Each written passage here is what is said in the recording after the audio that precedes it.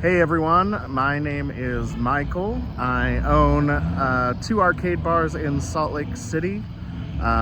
This is the one in Sugar House, and we're making a video about how we turn our patio into a haunt for the Halloween season. Stay tuned.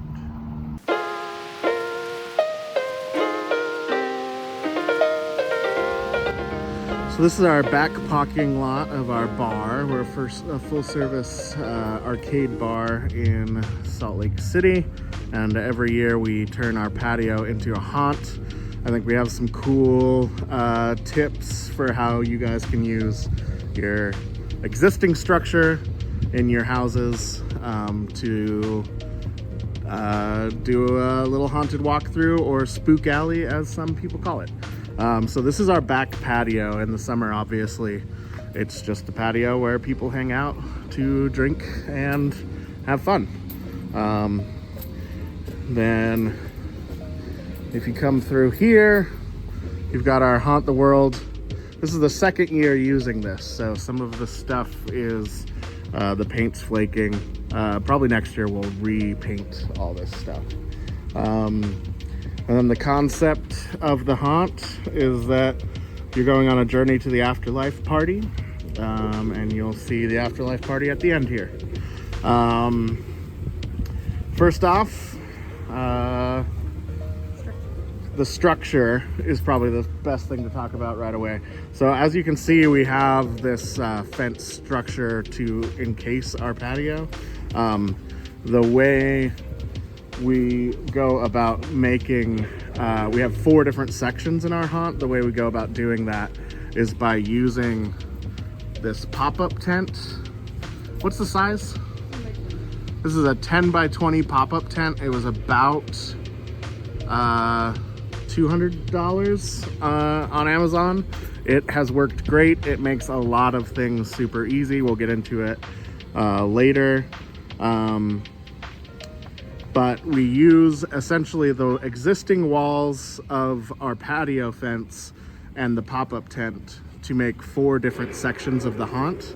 If you were to do this at your house, I think it's a really smart way that you could basically do a pop-up tent near a fence or near your house or near some sort of structure, and it helps create these alleyways that you can then theme.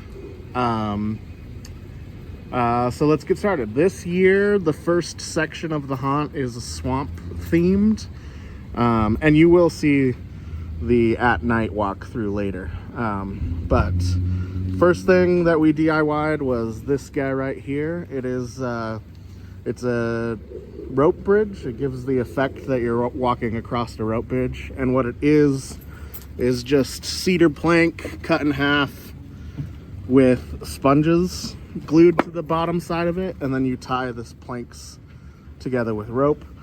There's some good tutorials on YouTube about this that you can check out. Big thing that we always go for when we're doing stuff is just lots of layers, just layering things on top of other things. So we got this camo layer as like the base layer of the swamp part of the haunt. During the day, it doesn't look amazing. At night, it looks really cool. And then on top of that, you know, we got the green spooky fabric everywhere. We've got string, and then we made these vines, or my wife made these vines. Do you want to talk about that? Yeah, so they're just ropes. So I saw some tutorials that included using different materials in order to make the vines, but this was just cheap rope from the hardware store. And then I just did a few layers of house paint.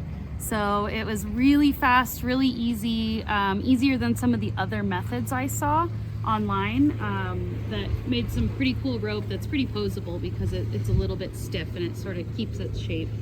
And you can twirl it around something as it's drying to give it the sort of spiraling effect, but you also can kind of do that. It's pretty posable after the fact. Yeah, and at night these look like big, thick vines, basically, and just adds to the texture of the section.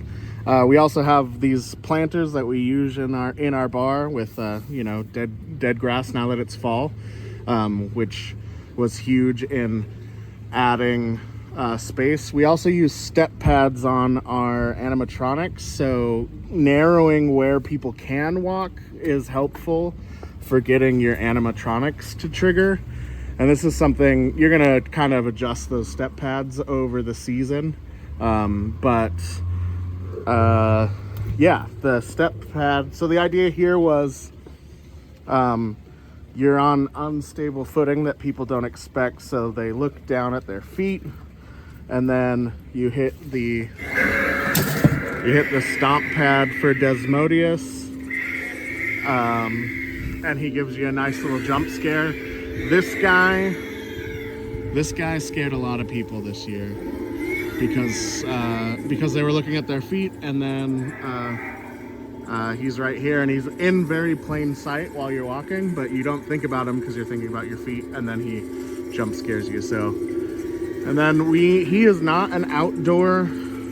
He's not an outdoor animatronic, so we covered him. This is just foam board that you'll see we used in other places, but we just made a little cover of foam board, super light. We had rain 3 or 4 times in the couple weeks that this was up, and it held up just fine.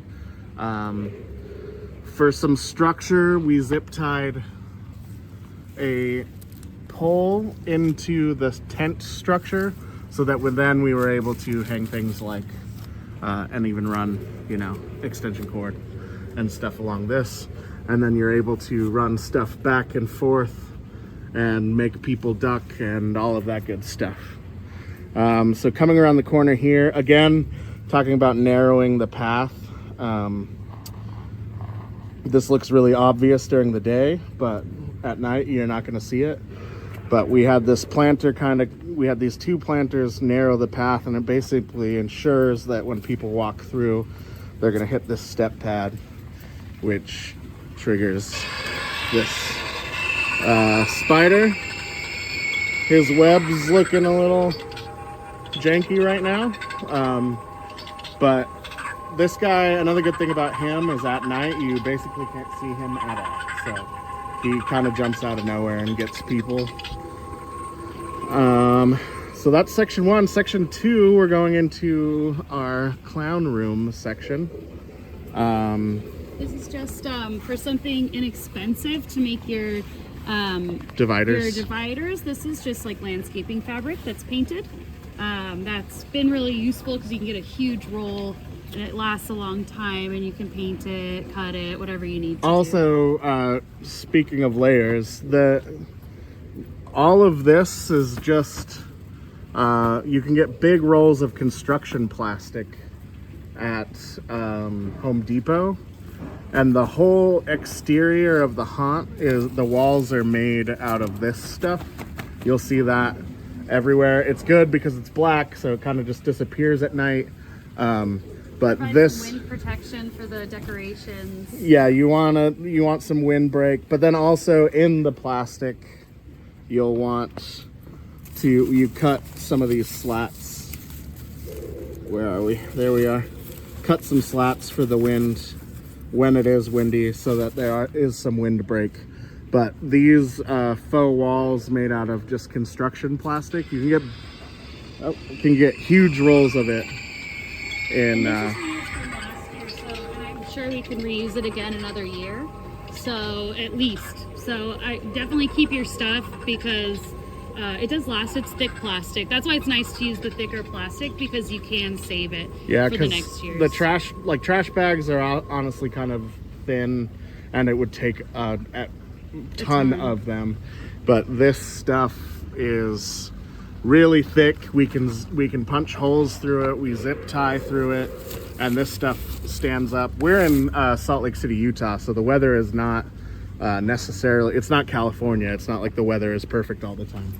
So yeah, again, with Spider, he is not all weather, so we also just over the corner here wrapped piece of board and some plastic to make it so that when it's raining, he doesn't fully break. And there was a pretty big rainstorm, and we were up and running the whole time, and none of our stuff broke, so that's awesome.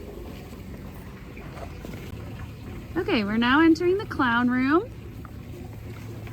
So this is when we're entering the inside of the tent. We have some stuff that we DIY'd in here, such as the mirrors and the fabric. So this fabric is tablecloth fabric from Amazon, which is honestly a really affordable way. The most affordable way would be to buy sheets at like a used store, but then you might not have the matching color depending on the effect you're going for. The way that we created this illusion is we ran another one of those long bars. It basically goes through the cross supports. We cover the cross supports in plastic because it really distracts because they're white. Next year we may paint them black, but it's a great spot. There's 2 of them in each section here in the center, so it's a great place to hang things and gives you lots of options. But yeah, so basically all we did was we ran this, we zip tied it. Everything is reliant on zip ties in here because we have to take it down.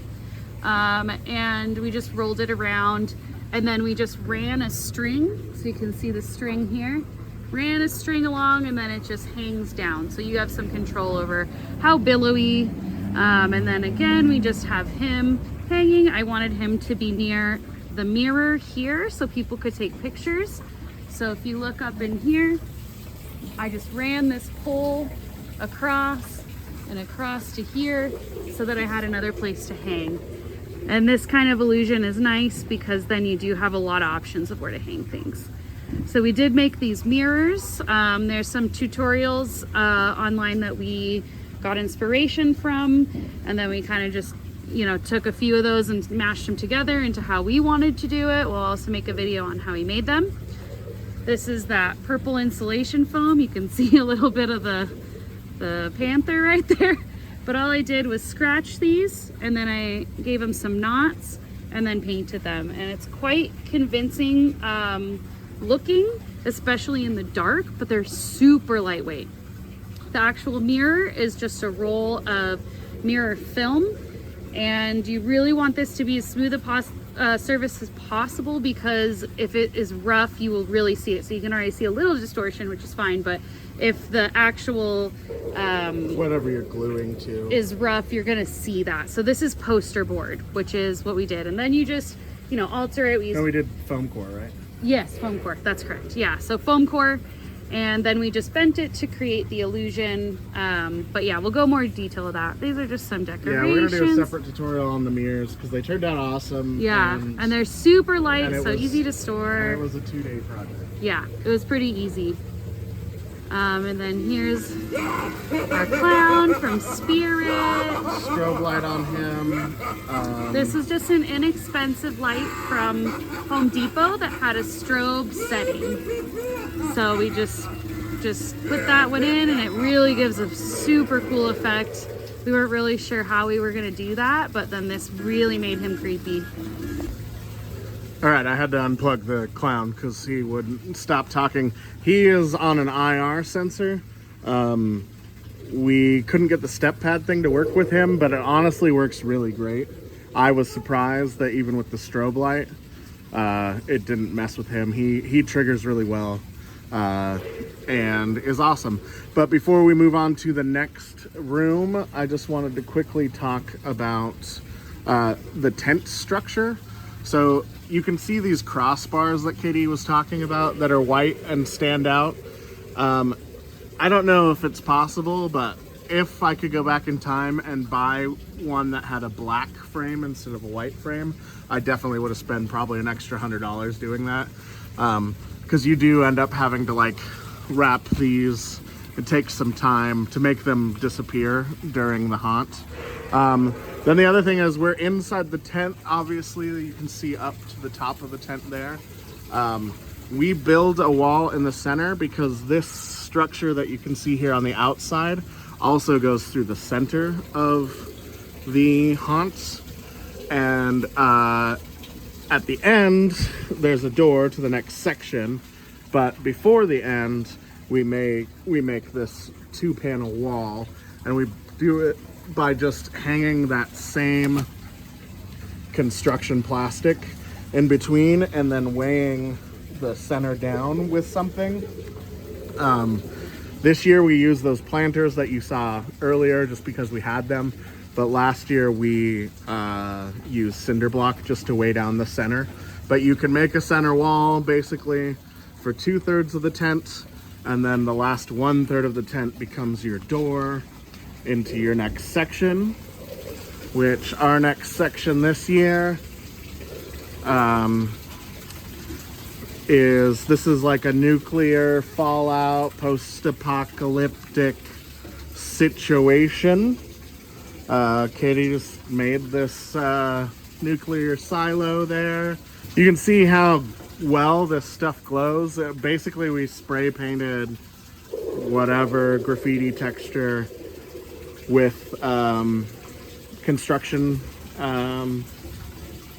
spray paint, and then this guy glows in the black light. We've got these black light panels. We bought 2 of them, and they light this whole section.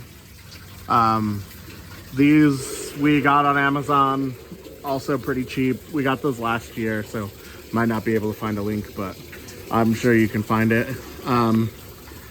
During the night time, this is one of the coolest rooms. During the day, the effect is lost a little bit. I mean, that's true for the whole haunt in general. Then we just got these, you know, springs and stuff to make the room feel a little more full. And then the big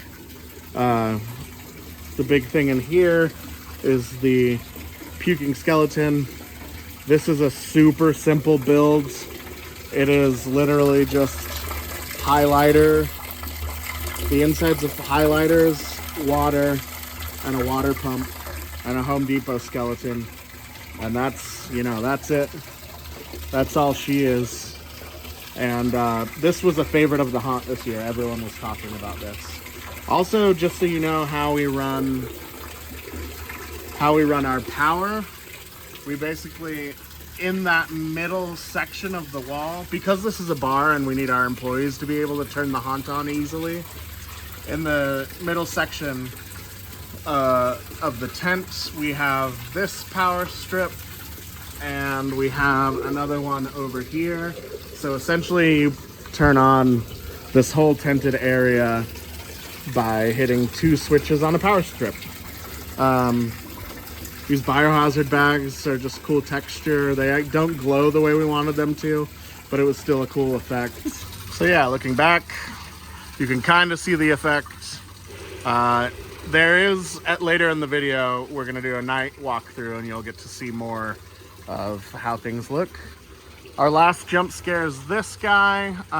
This is just a cheap decoration that we got, and then this year Spirit was selling these drop mechanisms for like 25 bucks, and it was kind of a steal. We're probably gonna buy more of them next year.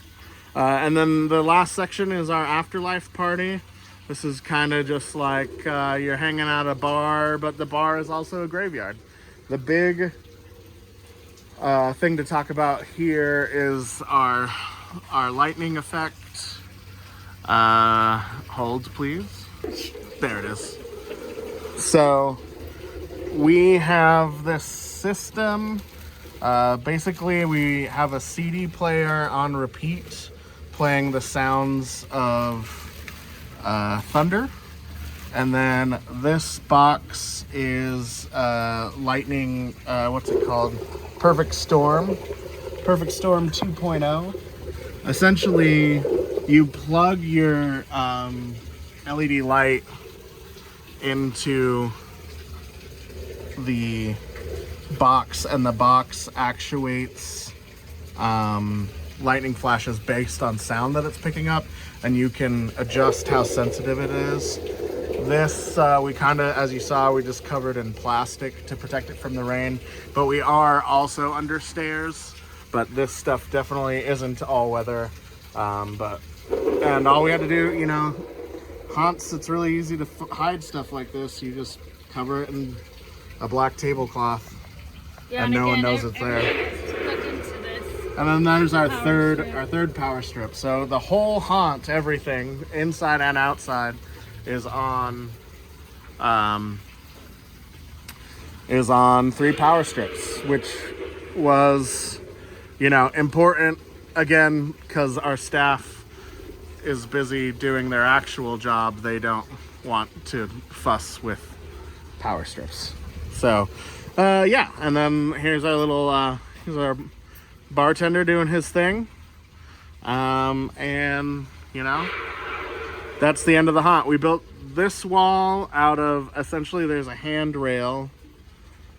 If we come around here, you see this handrail. We have one of these on this side of this ramp, and then we just secure some 2x4s to it and then wrap that in that same black plastic. And then you can see here that black plastic makes for good doors as well. Katie was talking about doing like landscaping fabric, but the black plastic works really well as well.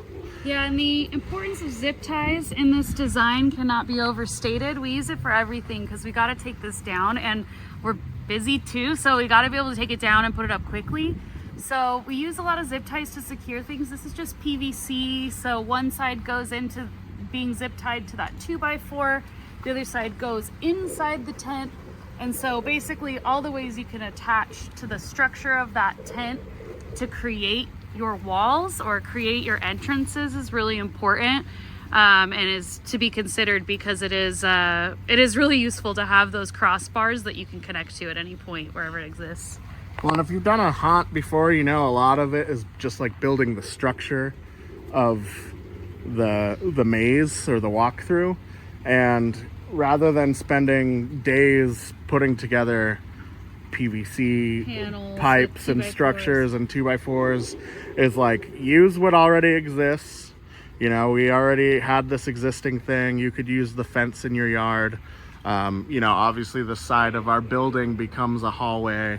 And then, yeah, and then this pop-up tent I think is the MVP. This is like, I would do this if it was in my house or wherever I was doing this. I would use a pop-up tent Even if to it was create inside, it makes creating the walls walls, easier. and also like separating elements is huge because you can like. And the cool thing about the pop-up tent, because you can find ways to attach things to it without actually messing up the pop-up tent, is it's actually a useful thing.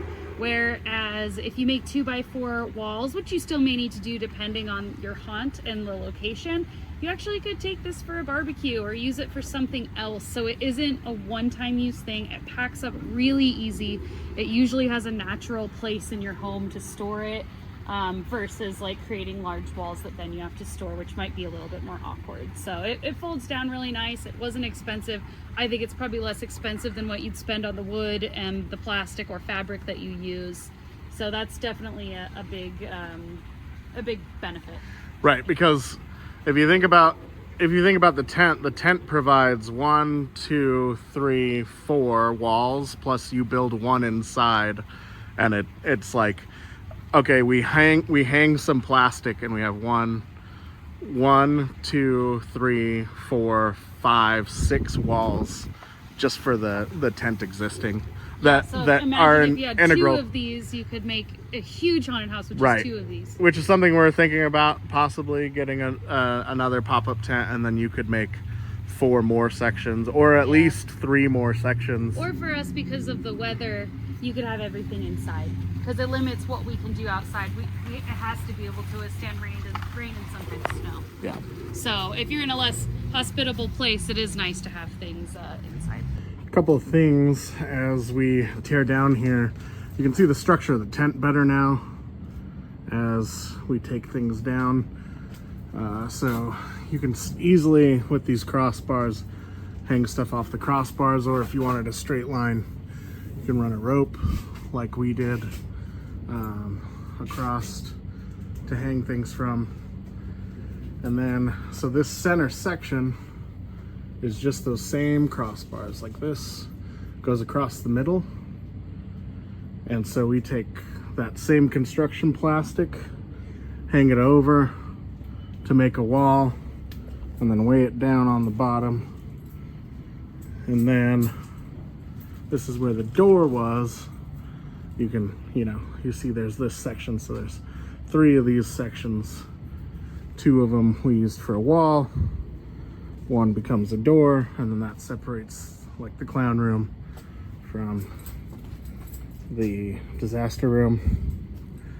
The other thing I wanted to talk about is, so these sides, they just Velcro on super easy. Obviously here, this is part of the tent structure. You're able to just Velcro that on, but there's also halfway panels. So there's some panels that only go halfway, and you have the option to zipper them off. So the entrance to the tent is just half of the tent zippered off, and then we've got our umbrella holders here with just a piece of pipe, and then we just zip tie the loose flap to that. And then on the other side, and you could do this however you wanted to do it, depending on your layout. This could be a door easily, but because that is up where our fence is, we made the door on this side. So that means that on this side, we had to we just sort of the same thing, umbrella holder with some PVC pipe, and then we just rolled the side of the tent, duct taped it to the PVC and rolled it to give us the opening that we wanted over here. So yeah, I thought I would just go over how we use the structure of the tent. Another thing I wanted to point out is we've cut stuff down now, but we did have everything tied down. So you want your tent to stay where it is. So we got weighting stuff down and tying stuff down, but we also, the easiest way to keep the wind catching your tent and flying away is using the roof. This is the roof of the tent, has these eyelets, and then you can tie this down. So we're tied down, and that's how you go 3 weeks without your shit flying away. I mean, your stuff flying away. Anything else? I think that's it. All right, haunt the world, guys. Thanks everyone for watching this video. We want to do more. We are doing a haunt again this year, so stay tuned. Thanks a lot. Enjoy the walkthrough.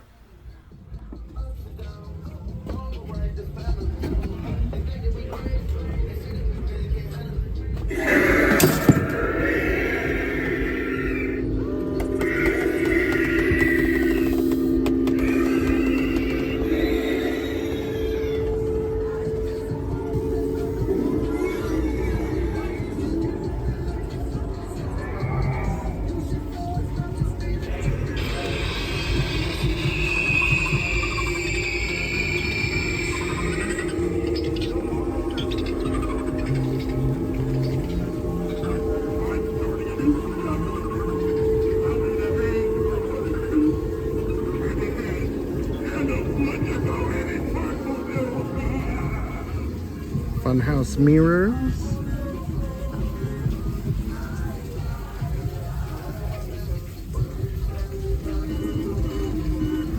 I'm looking for someone to play hide and seek with. You go hide and I'll come find you. Not running!